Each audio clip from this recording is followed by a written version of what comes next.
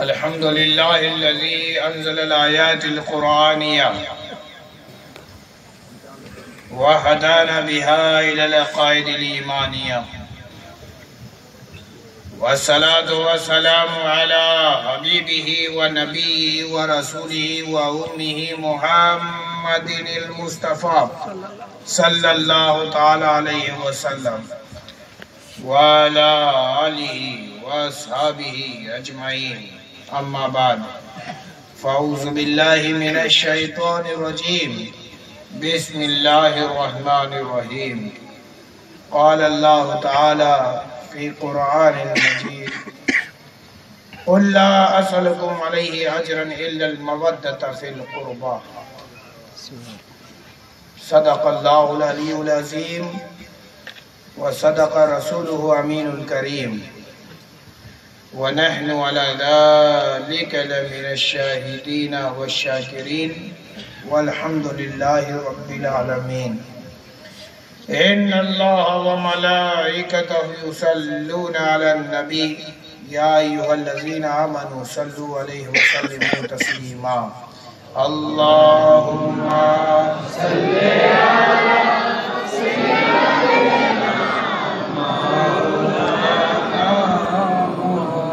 محمد وعلى آل سيدنا مولانا محمد صلی اللہ علیہ وسلم.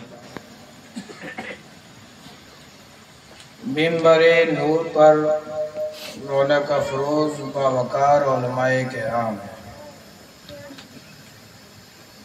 و طالبان علوم مصطفیٰ و شورائے اسلام و ائمہ مساجد و نقیب بزم و جملہ علماء اہل بیت، السلام علیکم ورحمۃ اللہ وبرکاتہ. وعلیکم السلام ورحمۃ اللہ.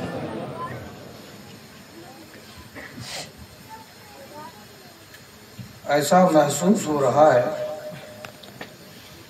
کہ اب نیند کا غلبہ آپ کے اوپر طاری ہو چکا ہے. اب آپ پر نیند حاوی ہو گئی ہے. اب سننا کم، سونا زیادہ چاہتا ہے جسم. کیوں؟ نہیں سننا چاہتے ہیں یا سونا چاہتے ہیں؟ سننا چاہتے ہیں. خالی سننا چاہتے ہیں یا عمل بھی کرنا چاہتے ہیں؟ سنوا ہو بے تار پڑی عمل کرتے ہو بے، ہے نا؟ شاید آپ کی طرف کی نہیں، ادھر کی ہے بھاشا نا، تمہاری طرف کی اسلام کی طرف. ابھی وہیں سے آ رہے نا تو زبان کو بھی چڑھا ہوا ہے.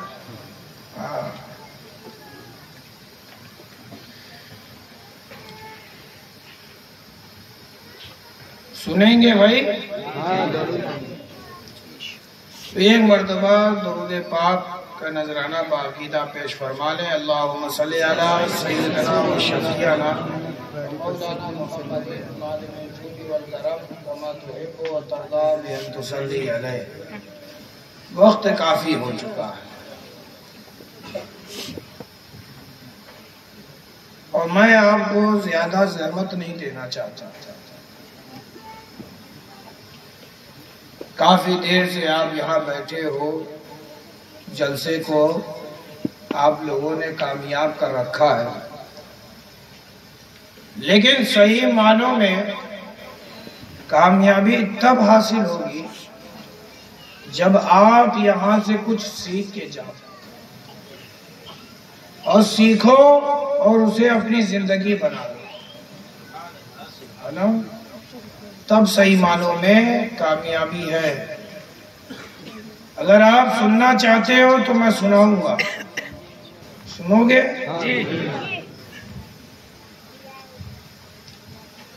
میں سمجھ رہا ہوں آپ کے مزاج سے میں واقف ہوں، زیادہ وقت نہیں لوں گا.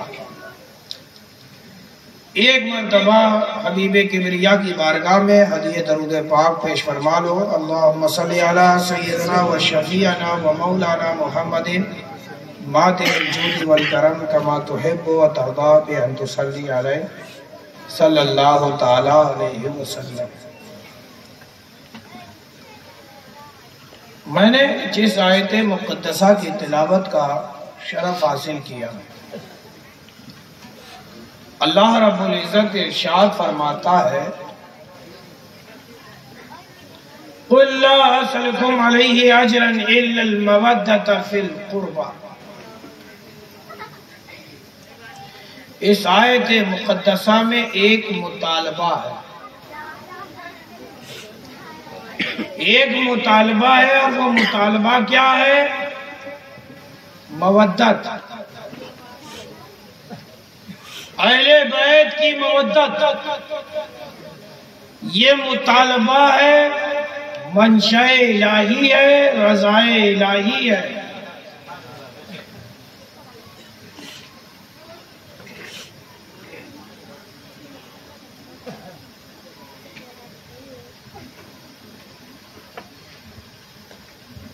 قوموں کی ہدایت کے لیے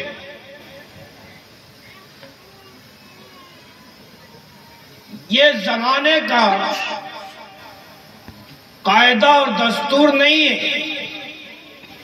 بلکہ رب تبارک و تعالیٰ کی یہ شان کریمی رہی ہے کہ جب قوم گمراہ ہوتی ہے، جب قوم راہ ہدایت کو چھوڑ کر گمراہی کو اختیار کرتی ہے، تو ان کی ہدایت کے لیے، اس قوم کی تربیت کے لیے، اس قوم کو ہدایت کا نور دینے کے لیے اللہ رب العزت اپنا محبوب بھیجتا رہا۔ کبھی داؤد کی شکل میں، کبھی یحییٰ کی شکل میں، کبھی زکریا کی شکل میں، تو کبھی ابراہیم خلیل اللہ کی شکل میں، کبھی اسماعیل ذبیح اللہ کی شکل میں، تو کبھی عیسیٰ روح اللہ کی شکل میں خدا بھیجتا رہا، اپنے پیغمبروں کو بھیجتا رہا، قوموں کی ہدایت کرتا رہا، قوم ہدایت یافتہ ہوتی رہی، خدا کا قرب حاصل کرتی رہی، خدا سے ڈرتی رہی، ڈراتی رہی۔ لیکن جب ظلم اپنی انتہا کو پہنچا، جب گمراہی اپنی انتہا کو پہنچ گئی، جب والدین کی عزت کو پامال کیا جانے لگا، جب بیٹیوں کو زندہ زمین میں دفنانے لگا، جب مٹی سے اپنے ہاتھوں سے بنا کر مورت بندہ اس کے آگے جھکنے لگا، چاند اور سورج کی عبادت کرنے لگا، بچڑے کو پوجنے لگا، تو اللہ تبارک و تعالیٰ نے کسی اور نبی کو نہیں بھیجا، بلکہ اپنے قرب خاص سے اپنے محبوب کبریا کو بھیجا۔ نعرہ تکبیر، نعرہ رسالت، حضور اشرف الاولیاء، سید الانبیاء کو بھیجا، امام المرسلین کو بھیجا، شمس الضحیٰ کو بھیجا، بدر الدجا کو بھیجا، نور الہدیٰ کو بھیجا، طٰہٰ کو بھیجا، یاسین کو بھیجا۔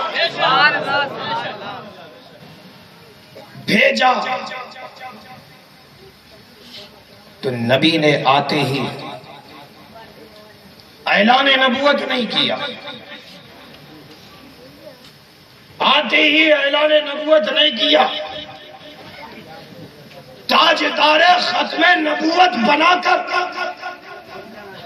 رب تعالیٰ نے بھیجا، ان کے سر پر نبوت کا تاج ہے، لیکن اعلان نبوت نہ کیا۔ 40 سال کی زندگی رسول کی ایسی گزری کہ جس میں نبی کے سب تعریف کرنے والے ہو گئے۔ قوموں کی زبان پر نبی کی نعت، نبی کی تعریف کے ترانے جب زبانیں گنگنانے لگی، جب قومیں یہ کہنے لگی کہ یہ صادق ہے، امین ہے، جب قومیں اپنے معاملات کا حل مصطفیٰ سے پانے لگی،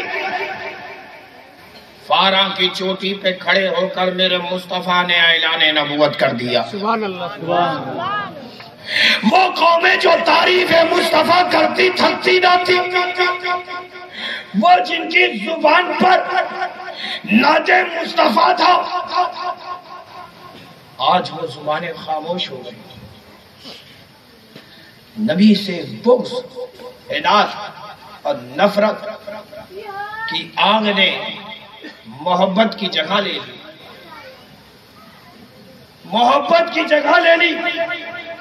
بغض، کینہ، حسد، عناد کی آگ نے محبت کی جگہ لے لی۔ لیکن ایک ذات ایسی تھی کہ جب سنتا ہے کہ نام نامی اسم گرامی محمد مصطفیٰ صلی اللہ علیہ وسلم نے فاراں کی چوٹی پر اعلان نبوت کیا ہے، تو سب سے بڑھ کر تصدیق کرنے والی ذات ابو بکر صدیق کی تھی۔ جس وقت مصطفیٰ کا کوئی ساتھی نہ تھا، جس وقت مصطفیٰ کا کوئی ہمدرد نہ تھا، جس وقت مصطفیٰ کا کوئی غمگسار نہ تھا، اس وقت تنہائی مصطفیٰ میں اگر ساتھ دینے والی ذات ہے تو وہ صدیق اکبر کی۔ عزیزان گرامی، میرے مصطفیٰ نے اعلان نبوت کیا، اسلام نے جنم لیا، نیا جنم لیا، اسلام نے نیا جنم لیا۔ وہ نور ہدا سورج کی کرنیں بن کر پھوٹنے لگا، پھوٹنے لگا۔ حد تو یہ ہے کہ عمر ابن خطاب نے بھی اسلام قبول کر لیا، حد تو یہ ہے کہ امیر حمزہ نے بھی اسلام کو قبول کر لیا، بڑے بڑے سرداروں نے اسلام قبول کیا۔ کچھ ایسے بھی تھے کہ جنہوں نے اپنے اسلام کو اپنے دل میں بسا رکھا تھا، زبان سے اعلان نہ کیا۔ میرے مصطفیٰ نے ایک انقلاب برپا کیا، میرے مصطفیٰ نے ایک انقلاب برپا کیا ہے۔ میری ماں بہنوں سنو، میرے مصطفیٰ نے تمہیں عزت دی، میرے مصطفیٰ نے تمہیں عزت دی۔ جانتے ہو، میں آپ کو بتاؤں کہ نبی رحمت صلی اللہ تعالی علیہ وسلم نے جب اعلان نبوت فرمایا تو ایک قوم، اس قوم کا ایک دستور تھا کہ اگر کوئی بات کسی کو کرنی ہوتی تو سرداروں کی میٹنگ کرواتا، میٹنگ ہوتی اس کے گھر میں یا جہاں وہ جو بات کہنے والا ہوتا ہے، جسے بات اپنی رکھنی ہے، وہ کسی جگہ پہ بڑے بڑے سرداروں کو دعوت دیتا، سردار آتے، کھاتے پیتے، اس کی باتوں کو سنتے۔ جانتے ہو، میرے مصطفیٰ نے بھی دعوت دی، بڑے بڑے سردار آئے، بیٹھے ہوئے تھے، ان میں ابو جہل بھی تھا، ان میں ابو جہل بھی تھا جو رسول کا سخت ترین دشمن، ابو لہب بھی تھا جو رسول کی شان میں سب سے زیادہ گستاخیاں کرنے والا ہے، وہ بھی موجود تھا۔ اس عرب کے بدترین دور میں کہ جہاں پر بچیوں کو زندہ زمین میں دفنا دیا جاتا اور دفنانے کے بعد بات آ کر کے کہتا کہ آج میں نے اپنی بیٹی کو زندہ دفنا دیا ہے. میری ماں بہنوں سنو، زندہ دفنا دیا. باپ آ کر قوم میں اعلان کرتا میرے گھر بیٹی ہوئی تھی، میں اس کو لے جا کر کے زندہ دفنا دیا، میں نے اسے زندہ دفنا دیا. فخر کیا کرتا تھا، فخر. لوگ اس کی تعریف کرتے کہ واقعی تم نے بڑی ہمت کا کام کیا، بڑی جرات کا کام کیا، ایک بڑا بوجھ تم نے اپنے کندھے سے نکال کر کے زمین میں دفنا دیا. اللہ اللہ. رسول رحمت صلی اللہ علیہ وسلم نے جب سرداروں کو دعوت دی تو جانتے ہو میرا حبیب کیسے آ رہا ہے؟ ہاتھ میں گود میں حضرت فاطمہ الزہرا، گود میں فاطمہ ہے، اور نبی کی کل شہادت کی انگلی تھامے تھامے ننھے ننھے قدموں سے چلتا ہوا علی آ رہا ہے. ابھی اسلام علی نے قبول نہیں کیا، ابھی علی نے اسلام قبول نہیں کیا، ابھی اسلام علی نے قبول نہیں کیا، ابھی کلمہ طیبہ نہیں پڑھا، لیکن شہادت کی انگلی تھامے تھامے علی آ رہا ہے، تھامے تھامے علی آ رہے ہیں. نبی کی گود میں فاطمہ ہے، انگلی تھامے تھامے علی آ رہے ہیں. یہ منظر تھا تو سرداروں نے کونیاں مارنا شروع کیا. کونی ماری، دیکھو دیکھو رسول کی گود میں، دیکھو محمد کی گود میں، دیکھو بیٹی ہے فاطمہ، بیٹی کو یہاں لے کے آ رہے ہیں، بیٹی کو یہاں لے کے آ رہے ہیں، محفل میں لے کے آ رہے ہیں. کوئی اگر بیٹی کو چاہتا تھا نا تو قومیں اس کو طنز کیا کرتی تھی، تم کس سے محبت کر رہے ہو بیٹی کو. اللہ اللہ. میرے رسول نے سینے سے لگا کر فاطمہ کو یہ سب کے سامنے لے کر کے آئے. لوگ ادھر کو نہیں مار رہے ہیں، دیکھو دیکھو محمد کیا کر رہے ہیں، دیکھو دیکھو محمد کیا کر رہے ہیں. اتنا علی کو دیکھنا تھا، اتنا علی کا دیکھنا تھا، علی کو برداشت نہ ہوا،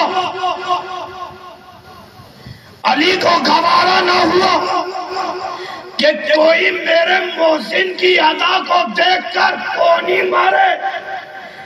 وہ علی کہ جنہوں نے کلمہ طیبہ نہیں پڑھا تھا، وہ علی جو ابھی کم سن تھے، کم عمر تھے، بچپن کا زمانہ تھا علی کا، لیکن علی نے نبی کی شہادت کی انگلی تھام کر یہ بتا دیا تھا کہ وہ نبی کے ساتھ ہے، وہ نبی کے ساتھ ہے.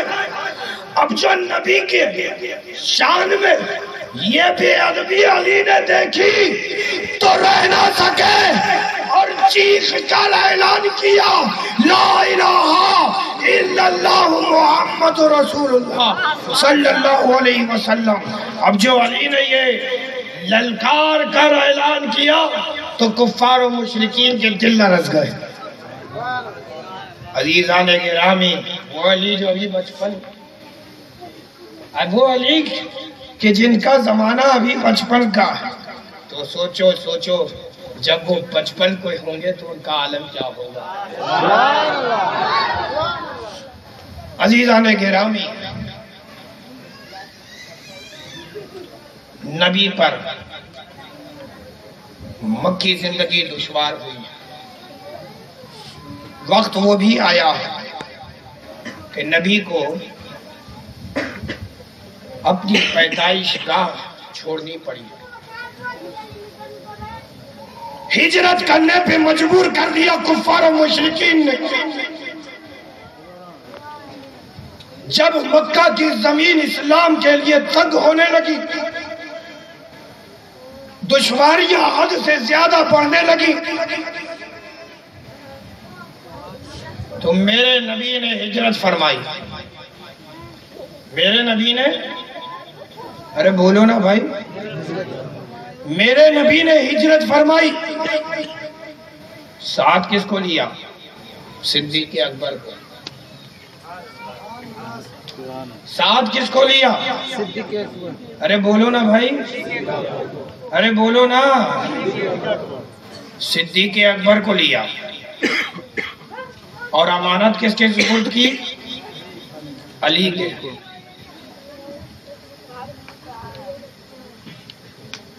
بستر پہ اپنے لٹایا اور علی چادر اوڑھ کے سو گئے. نبی تلواروں کے سائے میں گزر گئے اور کسی کو خبر نہیں ہوئی. کسی کو. کتنی رفتار تھی نبی کی، کتنی زبردست رفتار تھی میرے نبی کی. گزر گئے، خبر بھی نہیں ہوئی. اور ایک بات، کوئی دیکھ بھی نہیں پایا میرے نبی کو. کیوں؟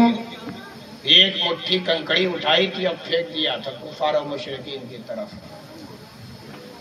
ایک مٹھی اٹھائی پھینک دیا کفار و مشرکین کی طرف. کوئی دیکھ نہیں پایا، کوئی دیکھ نہیں پایا. نہ رفتار دیکھ پایا، نہ مصطفیٰ کا جمال دیکھ پایا.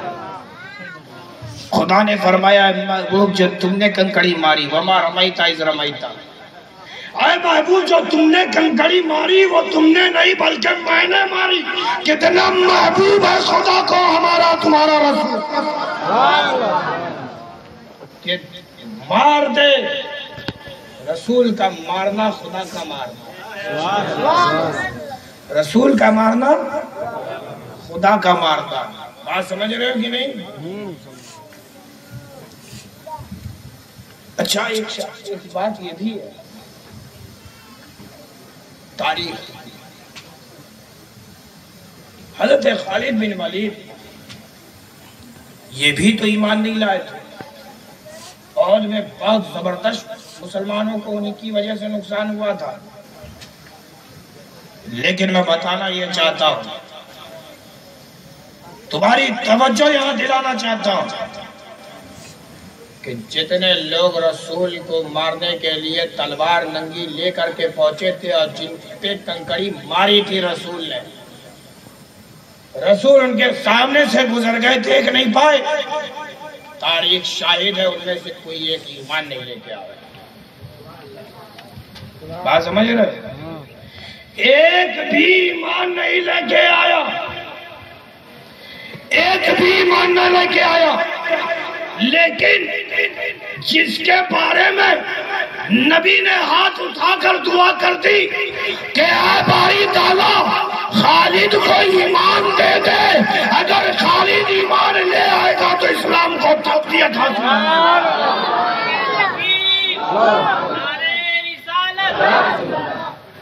تو مجھے کہہ لینے دو اسلام کس کے دل میں جائے گا، یہ اختیار بھی خدا نے مصطفیٰ کو دے رکھا. بات سمجھ میں آ رہی ہے؟ کہتے ہیں کچھ لوگ کہ میرا نبی مختار نہیں ہے. جی کہتے ہیں، ان پہ کنکڑی پڑی ہے اور زبردست پڑی ہے، عقل سے پیدل ہو چکے ہیں، انہیں دکھائی نہیں دے رہا. جی بات سمجھ رہے ہو نا؟ کتنا ہوا بابا؟ گھبراؤ نہیں، شیش کر رہا ہوں.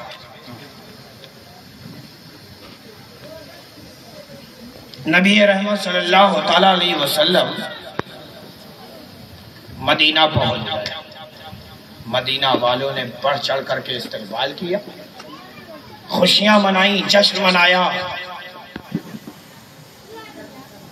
میں آپ کو ایک بات بتانا چاہتا ہوں کہ وہ قوم جو گمراہی میں تھی، وہ قوم کہ جس کے قریب تھا کہ خدا کا عذاب انہیں آ کر کے گھیر لیتا، وہ قوم کہ جس کے دوزخ قریب تھی وہ قوم کہ جس کے قریب آگ تھی، مصطفیٰ ملے سب دور ہو گئی، تاریکیاں چھٹ گئی، دل کی گمراہی مٹ گئی، کفر مٹ گیا، آگ دور ہو گئی، نور قریب ہو گئی۔ وہ جو والدین کے نافرمان تھے فرما بردار ہو گئے، وہ جنہوں نے اپنی بیٹیوں کو زندہ دفنایا، وہ اب یہ خواہش مند ہو گئے کہ ان کے گھر میں بھی بیٹیاں آئیں۔ جی میں ایسی نہیں بول رہا ہوں، ایک صحابی رسول ہے کہ انہوں نے اپنے اسلام لانے کے بعد واقعہ بیان کیا، سننا چاہتے ہو سنا دوں؟ بات ذہن میں آ گئی ہے، اپنی بات کو پکی کرنے کے لیے میں یہ حدیث پاک بیان کر رہا ہوں، یہ واقعہ بیان کر رہا ہوں، سچا واقعہ ہے۔ ایک صحابی تھے، وہ تاجر تھے اور بہت مالدار، بہت مالدار تھے۔ تو ان سے کسی نے پوچھا، کسی صحابی نے پوچھا، کسی دوست نے ان کے پوچھا کہ یہ بتاؤ ذرا تم اپنے اس دور جاہلیت کے بارے میں بتاؤ کہ جس وقت تم ایمان نہ لائے تھے اور ایمان لانے کے بعد تمہیں اپنے ماضی کی غلطی کا سب سے زیادہ افسوس ہے، وہ غلطی تمہاری کیا ہے، وہ خطا تمہاری کیا ہے کہ جس پر تم آج نادم ہو۔ دیکھیے میں ایک بات بتا دوں کہ حالت کفر میں کی گئی ساری خطائیں، ساری گناہیں معاف ہو جاتی ہیں جو کہہ دے لا الہ الا اللہ محمد رسول اللہ، اور یہ کلمہ شہادت پڑھ کے مومن ہو جائے۔ اسلام کفر کو مٹا دیتا ہے، اسلام کفر کو مٹا دیتا ہے، اور حالت کفر میں کی گئی خطا گناہ کو بھی مٹا دیتا ہے۔ تو انہوں نے کہا کہ جانتے ہو بات یہ ہے کہ میں سفر پہ گیا ہوا تھا، جب میں واپس آیا تو میری عورت حاملہ تھی، 8 مہینے سے وہ حاملہ تھی۔ میں پھر کسی کام سے سفر پہ چلا گیا اور 1 سال کے بعد پھر واپس آیا تو دیکھا کیا کہ میرے آنگن میں ایک لڑکی ہے جو چل رہی ہے، ایک لڑکی ہے جو چل رہی ہے۔ مجھے بڑی حیرت ہوئی، لیکن اس کا چہرہ بڑا دلکش تھا، اس کی مسکراہٹ بڑی پیاری تھی۔ وہ مجھے دیکھتی ہے اور بچے جیسے بکریاں چلتے نا، پیر اور ہاتھ زمین پہ رگڑ کر کے، تو اس طرح وہ رگڑتے ہوئے آئی، دوڑتے دوڑتے آئی، میرے پیر کو پکڑی اور کھڑی ہونے کی کوشش کر رہی ہے، یہاں تک کہ میری انگلی پکڑی اور کھڑی ہو گئی، میری انگلی پکڑی اور کھڑی ہو گئی۔ مجھے اس بچی سے محبت، میرے دل میں اس کی محبت بیدار ہوئی، میں نے اس بچی کو اٹھایا اور اپنے سینے سے لگایا، لیکن مجھے اپنے سماج کا ڈر، خوف رات کی نیندیں اڑا دیا، حتیٰ کہ کسی طرح کرتے کرتے 6-7 مہینہ 8 مہینہ گزر گیا۔ مجھے اس بچی سے تھوڑی انسیت بھی ہو گئی تھی۔ پھر میں تجارت کی غرض سے پھر باہر گیا، اور پھر جب واپس آیا تو وہ بولنے لگی تھی، اور اس نے سب سے پہلی بولی بولی تھی تو ابا بولا تھا. ابا بولتے ہوئے آئی دوڑتے دوڑتے میرے سینے سے آ کر کے لپٹ گئی. لیکن اب جو میں سفر میں گیا تھا تو میرے ساتھی میرا مذاق اڑا رہے تھے کہ دیکھو دیکھو یہ ایک لڑکی کا باپ ہے, دیکھو دیکھو یہ ایک لڑکی کا باپ ہے. مجھے بڑی تکلیف ہوئی. میرے دل میں آیا کہ اس لڑکی کو اپنے سینے سے دور کروں, بھگاؤں, لیکن اس کی مسکراہٹ نے مجھے روک لیا. اس کے معصوم چہرے نے مجھے ظالم سماج سے دور کر دیا. لیکن سماج تو سماج ہی ہوتا ہے. سماج کی شیطانی میرے دماغ میں چڑھ گئی. ایک روز میں اپنی بیٹی کو ساتھ لے کر میدان میں جاتا ہوں. تپتی دھوپ تھی, تپتی ریت تھی. میں زمین کھود رہا ہوتا. تو جب میں زمین کھود رہا تھا تو میری وہ بیٹی مجھے بڑے غور سے دیکھ رہی تھی کہ مجھے پسینہ آ رہا, مجھے پسینہ آ رہا, اور دھوپ تیز تھی تو پیاس کی شدت بھی لگ رہی تھی. میری چھوٹی بیٹی نے محسوس کیا کہ میرے باپ کو پیاس لگ رہی ہے. وہ فوراً اپنے چلو میں پانی لے کر اپنے ابا کے پاس آتی ہے. کتنی بڑی چلو رہی ہے, کتنا بڑا چھوٹے بچے کا ہاتھ ہوگا. لے کے آتی ہے, اشارہ کرتی ہے کہ اسے پی لو. لیکن میرا دل سخت ہو چکا تھا. قطرہ قطرہ قطرہ قطرہ کرتے کرتے اس کی چلو خالی ہو گئی. ہاتھ اس کا گیلا رہا. اس گیلے ہاتھ سے اس بچی نے میرے چہرے پر اپنا ہاتھ پھیرا کہ اس سے تو میری بیٹی نے یہ چاہا تھا کہ جو مجھے گرمی لگ رہی ہے اس سے کچھ راحت مل جائے. لیکن میرا دل پتھر کا بن چکا تھا, اتنی آسانی سے پگھلنے والا نہ تھا. میں زمین کھودتا گیا, ہاتھ میں چھالے پڑ گئے. میری بیٹی نے دیکھا, اس نے اپنی کم عمری کے باوجود بھی باپ کی محبت اپنے دل میں بسا رکھی تھی. بڑی تیزی سے اس نے میرے اس اوزار کو لیا جس سے میں زمین کھود رہا تھا, ہاتھ دیا, کہا رک جاؤ, اور اپنے ننھے ننھے ہاتھوں سے زمین کھودنے لگی. اپنے ننھے ننھے ہاتھوں سے زمین کھودنے لگی.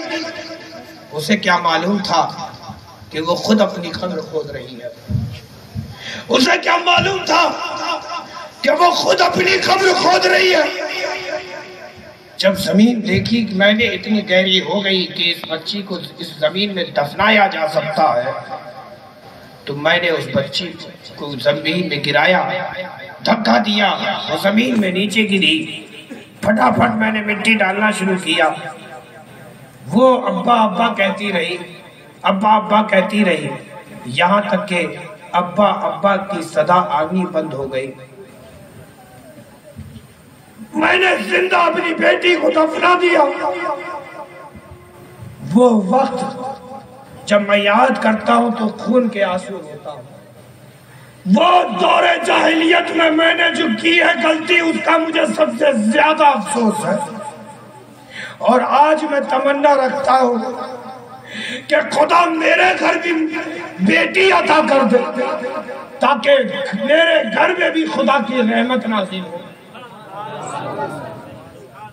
عزیزان گرامی, یہ احساس کس نے کرایا؟ رسول رحمت صلی اللہ علیہ وسلم. یہ تبدیلی کیسے آئی؟ یہ رسول رحمت صلی اللہ علیہ وسلم کی بنا پر آئی. لیکن رسول محتشم صلی اللہ علیہ وسلم نے تبلیغ رسالت کی, گمراہی سے نکال کر نور ہدایت عطا فرمایا, لیکن بدلے میں کچھ نہ چاہا, بدلے میں کچھ نہ چاہا. والدین کا احترام سکھایا، بدلے میں کچھ نہ چاہا، بیواؤں کی عزت دل میں بسائی، بدلے میں کچھ نہ چاہا، بیٹیوں کی محبت دل میں بسائی، بدلے میں کچھ نہ چاہا، چاہا کیا؟ رب ابلی امتی، اے اللہ میری امت کو میرے لیے ہبا کر دیا جائے۔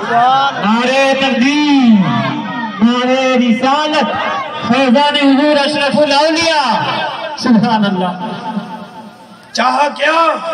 رب ابلی امتی، اے اللہ میری امت کو میرے لیے ہبا کر دیا جائے۔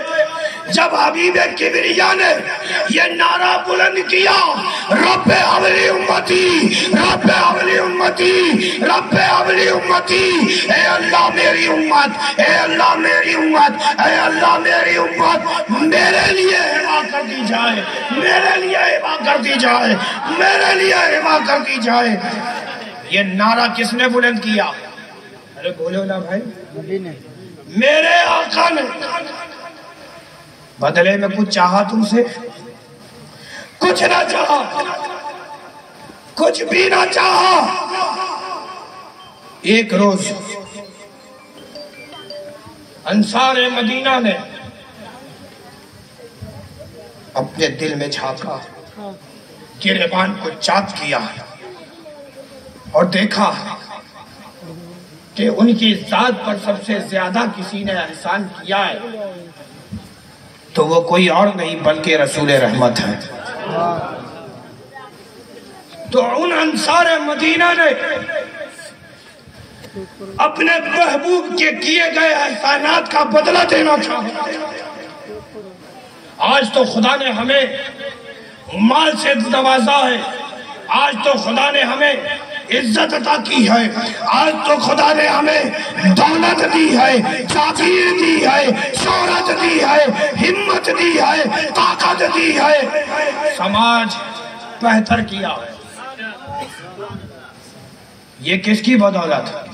رسول کی بدولت۔ یہ انصار مدینہ نے خیال کیا کہ ہم تھے کیا؟ گمراہی میں ڈوبے ہوئے تھے، ہم تھے کیا؟ خدا سے دور تھے، ہم تھے کیا؟ دوزخ کی آگ ہم سے قریب تھی۔ ان سب چیز کو دور کر کے خدا کا قرب ہمیں دیا، ہمیں جنت کی بشارت دی، لیکن بدلے میں رسول نے کچھ نہ چاہا۔ تو آج جو ہمارے پاس مال ہے یہ رسول کے قدموں پہ چل کر نثار کراتے ہیں۔ انصار مدینہ نے یہ خواہش دل میں بسائی کہ آج جتنا مال ہمیں ملا ہے، بتاؤ ہمارے پاس جو مال ہے یہ کس کا دیا ہے؟ بولو نا بھائی، خدا کا دیا ہوا ہے کہ نہیں؟ اور قاسم نعمت رسول ہے، خدا کا دیا ہوا ہے، لیکن خدا کیا دینا دیا جانا اسی پر محمول ہے، اسی بات پر محمول ہے کہ میرا حبیب کسے دینا ہے۔ بات سمجھ میں آ رہی ہے کہ نہیں؟ مثلاً میرے پاس 10 روپیہ تھا، میرے پاس کتنا روپیہ ہے؟ 10 روپیہ۔ میں نے شاعر صاحب کو دیا، لو بھیا 10 روپیہ تم جسے چاہو بانٹ دو۔ دیا تو میں نے، بات یہ رہا۔ کوئی بات غلط کہہ رہا ہوں؟ ایسا ہوتا ہے کہ نہیں ہوتا ہے؟ ارے بولو نا بھائی، ہوتا ہے کہ نہیں؟ دینے والا میں، بات یہ رہا۔ تو سنو، دینے والا خدا ہے، بانٹنے والے رسول ہیں، بانٹنے والے رسول ہیں۔ اب جو انصار مدینہ نے چاہا کہ رسول کی خدمات کا بدلہ دے دیا جائے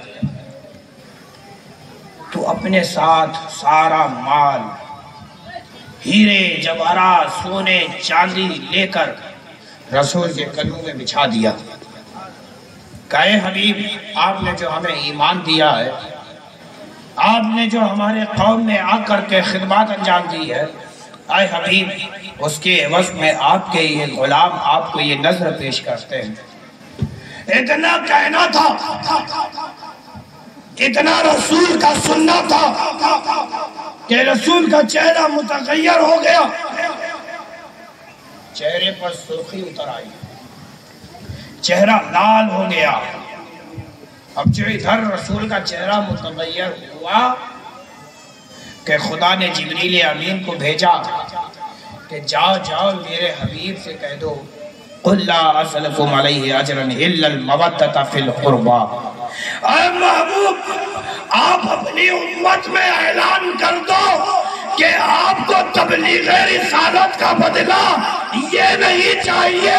اے محبوب، جو آپ نعرہ بلند کرتے ہو رب حبلی امتی، تو سن لو اے محبوب، آپ کی وہ امت آپ کو ہبا کی جائے گی جس کے دل میں آپ کے گھر والوں کی محبت ہو۔ سبحان اللہ، نعرہ تکبیر، نعرہ رسالت، نعرہ حیدری، حضور تاج الاولیاء کا دامن، نعرہ تکبیر، نعرہ رسالت۔ اچھا، مودت کا ایک معنی میں بتا دوں کہ مودت ہے کیا؟ سننا چاہ رہے ہو بھائی؟ بڑی مجبوری میں کہہ رہے ہو، مجھے معلوم ہے۔ سنو، رات جوان ہے، الحمدللہ میں بھی جوان ہوں، اور یہاں بیٹھے اکثر لوگ جوان ہیں۔ جوانوں کے بوڑھے ہو گئے ہو؟ ارے بولو نا بھائی۔ جو بولے کہ اس کو بوڑھاپا آ گیا ہے تو اس کو بوڑھاپا خدا عطا کر دے۔ یہاں بوڑھے بھی کہہ نہیں رہے کہ مجھے بوڑھاپا آیا ہے۔ اللہ تعالیٰ انہیں صحت و تندرستی کے ساتھ رکھے، پوری جوانی کے ساتھ رکھے۔ سبحان اللہ۔ جانتے ہو ایمان کبھی ضعیف نہیں ہوتا، ایمان کبھی ضعیف نہیں ہوتا، سمجھ رہے ہو کہ نہیں؟ ایمان کو ہمیشہ تازہ رکھو، جوان رکھو، ایمان تازہ رہتا ہے تو معاملات سارے آسان ہو جاتے ہیں۔ مودت کا معنی علماء نے، مفسرین نے محبت سے کیا، مگر مودت کا معنی محبت ہے ہی نہیں۔ مودت کا معنی محبت ہے ہی نہیں۔ یہ تو علماء نے، مفسرین نے آپ کی تفہیم ذہن کے لیے،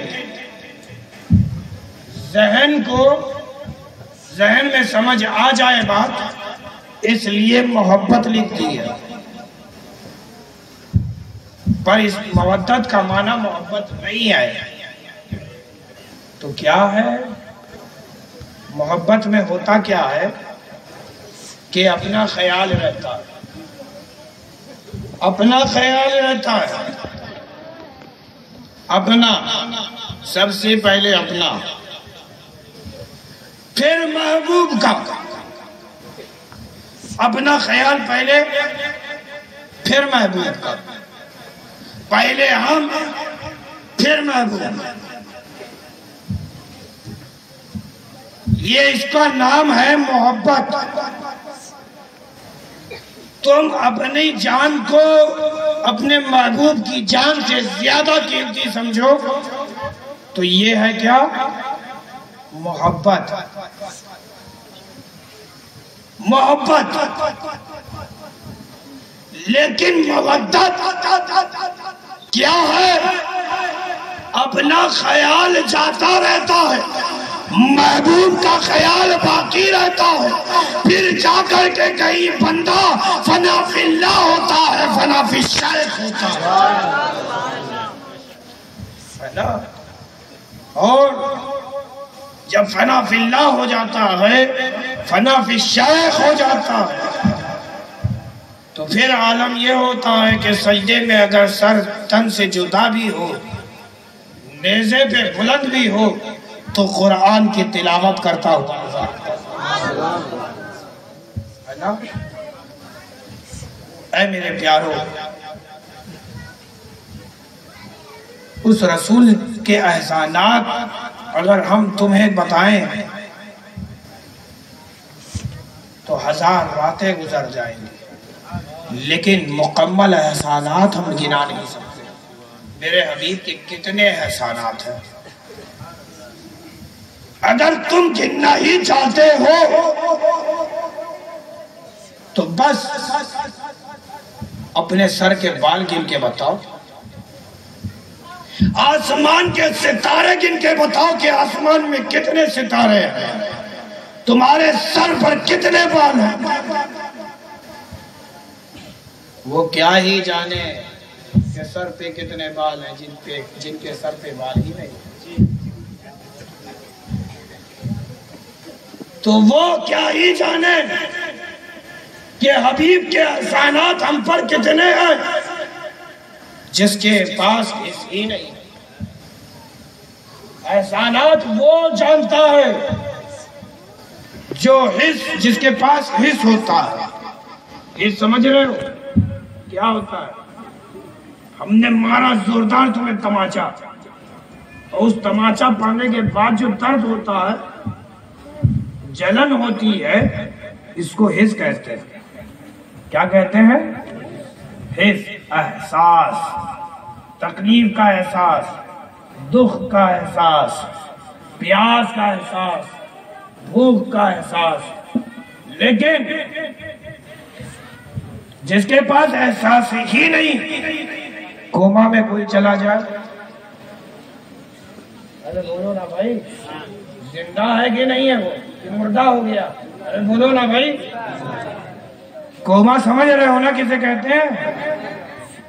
زندہ ہے بشکل مردہ۔ تو وہ جو نبی کی تعریف نہ کرے، وہ جو اہل بیت سے محبت نہ کرے، وہ زندہ بشکل مردہ ہے۔ اور سن لو کہ جو نبی کی تعریف کرے اور اہل بیت سے محبت کرے، وہ بعد مردہ بھی زندہ ہے۔ ہم جب تک زمین پر ہیں زندہ ہیں، زمین میں پہنچے وہاں بھی زندہ، اور خدا کی عزت کی قسم بڑے بڑوں سے محشر زندہ ہی اٹھائے جائیں گے۔ میں زندہ ہی اٹھایا جانا ہے۔ جن کے دل رسول کے نام پہ نہ دھڑکے، جن کا خون امام علی مقام کی شہادت پر نہ گرم ہو، تو سمجھ لو وہ مردہ ہے، مردہ۔ سمجھ رہے ہو؟ جانتے ہو مودت ہے کیا؟ مودت تو یہ چاہتی ہے کہ ہر سانس کے ساتھ تمہارے دل کی دھڑکن کے ساتھ خون کی روانگی میں عشق اہل بیت ہو۔ عشق اہل بیت تمہارے جسم کی روانگی بن جائے، خون کا سیلان بن جائے۔ سمجھ رہے؟ یہ چاہتی ہے مودت کہ اگر نبی اور نبی کی آل پر اپنی جان قربان کرنی ہو تو ہم اپنی جان قربان کر دیں گے۔ نبی اور نبی کی آل پر اگر اپنے اموال کو قربان کرنا ہو تو ہم اپنے اموال قربان کر دیں گے۔ نبی اور نبی کی آل پر اگر اپنی اولادوں کو قربان کرنا ہو تو خدا کی عزت کی قسم میں اپنے بیٹے 1000 بھی ہو تو راہ خدا میں قربان کر دوں گا۔ عزیزان گرامی، نبی کے نام پر، جی نبی ہی کے نام پر، تو یہ تو سنا ہے نا تم نے، کربلا پہنچے امام علی مقام، کیا معاملہ پیش آیا؟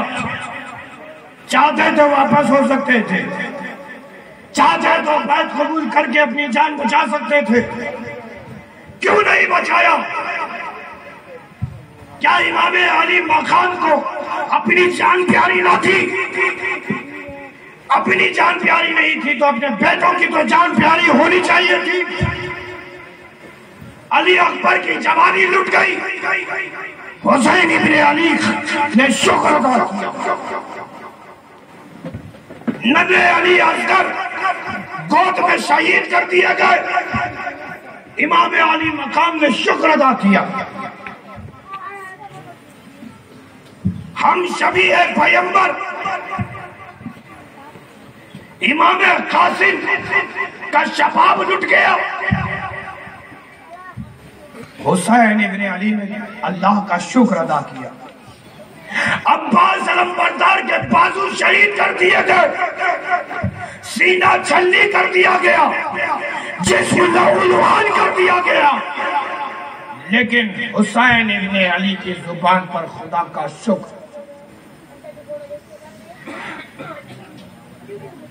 خاندان کی عورتوں کا خطرہ بھی حسین ابن علی کے پیروں کو ڈگمگا نہ سکا۔ میرا حسین میدان پر ایسا چمکا، ایسا گرجا کہ باطل کے کلیجے منہ کو آ گئے، ایسا گرجا معلوم یہ ہوتا تھا کہ کربلا میں زخمی شیر آ گیا ہو۔ سبحان اللہ۔ جب دہاڑ لگاتا تھا تو اس دہاڑ میں علی کی گونج تھی، جس کی بات میں صدیق کی سخاوت صداقت تھی۔ اور معاف کرنے پہ آ جائے، معاف کرنے پہ آ جائے تو محسوس یہ ہوتا تھا ہر آیا تھا نا 10 لاکھ کا لشکر چھوڑ کر حضرت ہر امام حسین علی مقام کے ساتھ ہو لیے، معاف کر دیا، معاف کر دیا، سینے سے لگایا، فرمایا انت حر فی الدنیا والآخرہ، اے حر تو دنیا میں بھی آزاد ہے اور آخرت میں بھی آزاد ہے۔ وہ امام علی مقام کربلا میں اپنی جان بچانے کے لیے نہیں گئے تھے، بلکہ نبی کی امت کو بچانے کے لیے گئے تھے۔ امام علی مقام نے سر کیا کٹایا؟ ارے امام نے سر کٹا کے نبی کی ساری امت خرید لی۔ نعرے تکبیر، نعرے رسالت، عظمت امام حسین، نعرے تکبیر۔ اب حال یہ ہے کہ کربل میں تو ایک حسین نظر آتا تھا، 72 حسینی نظر آتے تھے، لیکن آپ جس گلی جاؤ گے، جس شہر جاؤ گے، جس محلے جاؤ گے، جس ملک جاؤ گے، حسین ابن علی کے شہدائی حسین نے سر کٹا کر امت خرید لی اپنے نانا کی۔ اب گھر گھر میں حسین نظر آتے ہیں، اب گھر گھر میں حسین نظر آتے ہیں۔ بتاؤ تمہارے محلے میں کسی کا نام یزید ہے؟ ارے بولو نا بھائی، ہے کسی کا نام؟ لیکن حسین نام کے مل جائیں گے، حسنین نام کے مل جائیں گے، غلام حسن مل جائیں گے، غلام حسین مل جائیں گے، ملیں گے کہ نہیں ملیں گے؟ غلام محمد ملیں گے، نبی اور نبی کے آل پر نام کئی ملیں گے، لیکن یہ بتاؤ کیا کسی کا نام یزید ہے؟ یزید ہے؟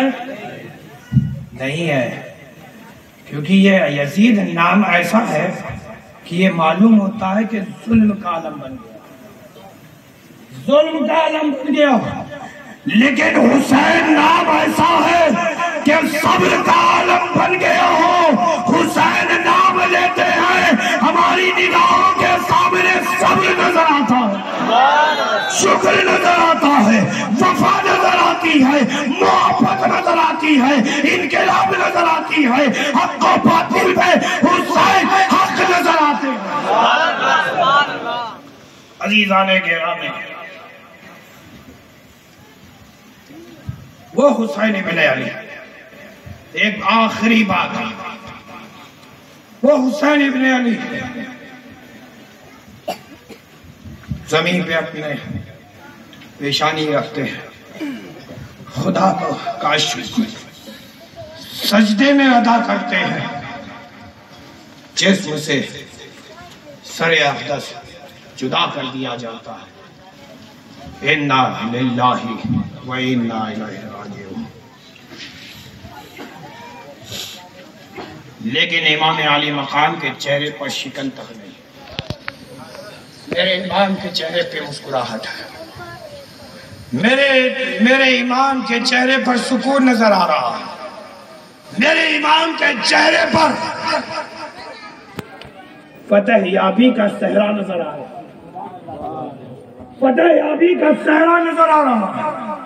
نوکے نیزے پہ بلند ہو کر میرے امام نے قرآن کی تلاوت کی، اور جو سن رہا ہے داخل اسلام ہو رہا ہے۔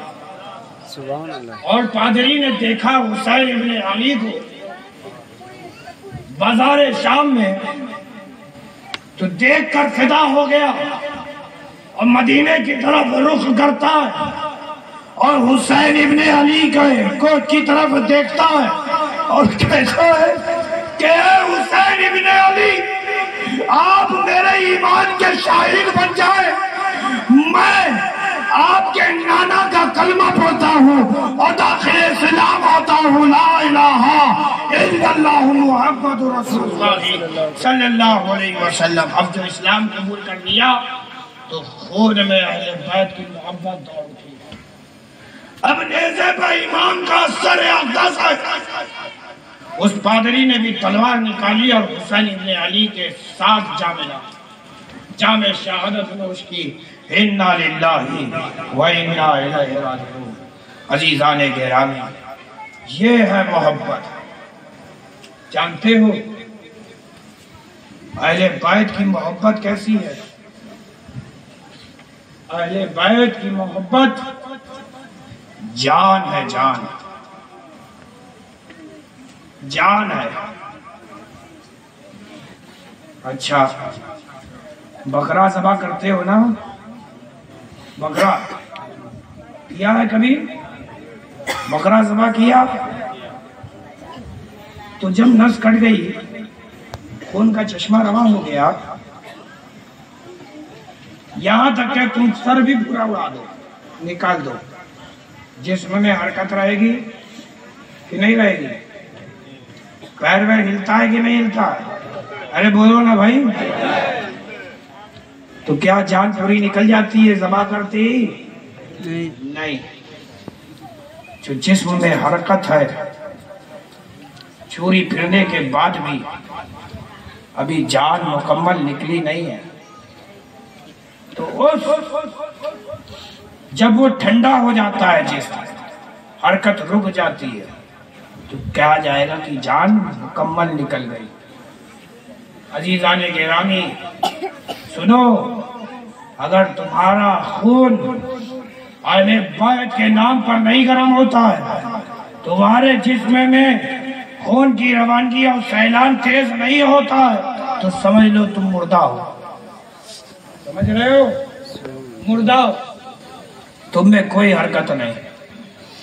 لیکن اگر جسم کا خون گرم ہو جائے، غم حسین میں آنکھیں اشکبار ہو جائے، تو سمجھ لینا تم زندہ ہو۔ سمجھ رہے ہو نا؟ عزیزان گرامی، ایک آخری اور پیاری بات جو امام علی مقام نے ہمیں تمہیں درس دیا، وہ ہے نماز۔ کیا ہے؟ نماز۔ ذرا غور کرو ہے میرے پیارو، کون ہے حسین؟ نبی کے نواسے، فاطمہ کے لخت جگر، علی کے نور نظر، وہ حسین ابن علی جو جنتی جوانوں کے سردار ہیں۔ بولو ہیں کہ نہیں ہیں؟ جنتی جوانوں کے سردار ہیں کہ نہیں؟ جنتی جوانوں کے سردار ہیں وہ حسین جو مادر ذات جنتی، وہ حسین جو مادر ذات جنتی،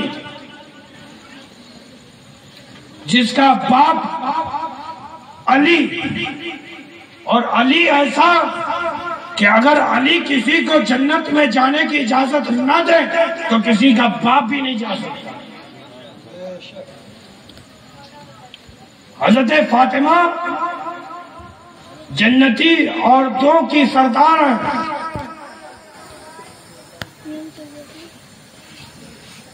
وہ حسین ابن علی کی جس کی پرورش خود رسول رحمت نے کی، وہ حسین ابن علی کہ جس کو رسول رحمت نے اپنے کندھے پہ بٹھایا، وہ حسین ابن علی کہ جس کی پیشانی چومی، جس کا رخسار چوما، جس کے لب چومے، جس کا گلا چوما، جس کا ہاتھ رسول نے چوما، وہ حسین ابن علی کہ جس کے گیسو کو سونگھا کرتے تھے رسول، سبحان اللہ۔ وہ حسین ابن علی کہ اگر بچپن میں روئے تو نبی کی راتوں کی نیند اتر جاتی تھی۔ اتنے محبوب ہیں رسول کو، اتنے چہیتے ہیں رسول کو، اتنے پیارے ہیں رسول کو، اتنے دلارے ہیں رسول کو۔ حد تو یہ ہے کہ وہ حسین ابن علی کہ رسول ادھر خطبہ دے رہے ہیں، منبر رسول پر وراجمان ہے رسول، حسین ابن علی آئے، واز منقطع ہو، رسول گود میں لے، منبر پہ بیٹھے، اور خدا کی عزت کی قسم کیا حسین نظارہ ہوگا، ایک منبر دو امام، سبحان اللہ۔ ایک منبر پہ دو امام، ایک امام المرسلین ہے تو ایک امام الاولیاء ہے۔ منبر ایک لیکن امام دو، کیا مقام ہے حسین کا، لیکن نماز حسین نے چھوڑ دی۔ ارے بولو نا بھائی، تم کس ذوق میں ہو، کس غلط فہمی کے شکار ہو، کس اس میں ہو؟ کیا تمہارے پاس حسین سے زیادہ عبادات ہیں؟ کیا تمہارے پاس حسین ابن علی سے زیادہ فضائل ہیں؟ کیا تمہارے پاس حسین ابن علی سے زیادہ نیکیاں ہیں؟ نہیں ہو سکتی۔ کیا تمہارا خاندان حسین کے خاندان سے افضل ہے؟ ارے بولو نا بھائی، کس اس میں ہو، کس غلط فہمی میں ہو کہ تمہیں ہمیں جنت ملے گی؟ وہ بشارت پا کر بھی رب کی عبادت نہ چھوڑے۔ تم نے تو بشارت کی پا کے نیچے جو نقطہ ہے وہ تک بھی نہیں پایا، پھر بھی ہم بڑے اس سے نماز چھوڑ رہے ہیں،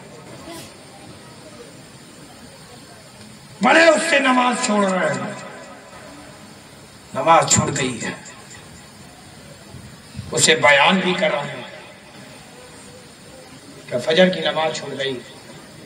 ارے 5 دن گزر گیا ہے، آج جمعہ کا دن ہے، کیا مطلب آج ہم جمعہ کی بھی نماز نہ پڑھے؟ ہفتے بھر کی نماز نہیں پڑھی ہے تو ہفتے کی عید کی بھی نماز نہ پڑھے؟ پڑھو، لیکن اے میرے پیارو، خالی تم پر جمعہ ہی فرض نہیں ہے، تم پہ 5 وقت کی نماز فرض ہے۔ اچھا، ایک چیز میں پوچھنا چاہتا ہوں، کیا تم پر رسول کے احسانات ہیں کہ نہیں؟ رسول نے تم پر احسان کیا ہوا ہے کہ نہیں؟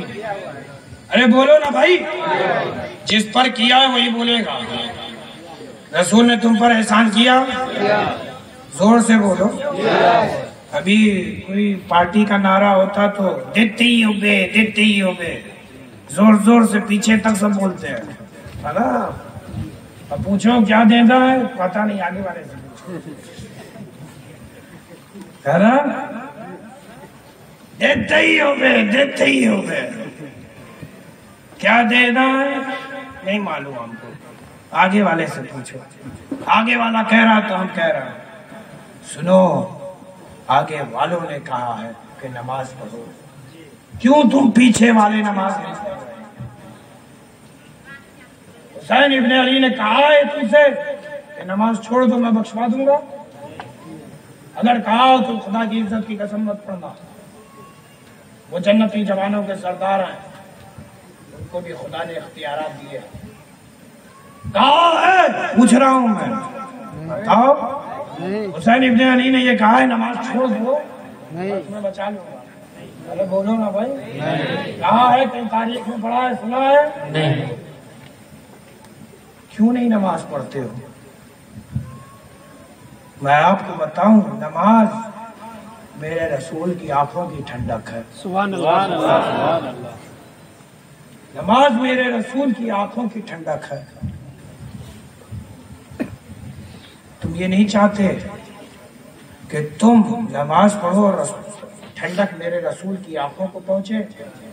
ارے بولو نا بھائی، ارے بولو نا بھائی، نہیں چاہتے ہو تو نہ پڑھو، چاہتے ہو تو چاہتے ہو تو کیوں نہیں پڑھتے؟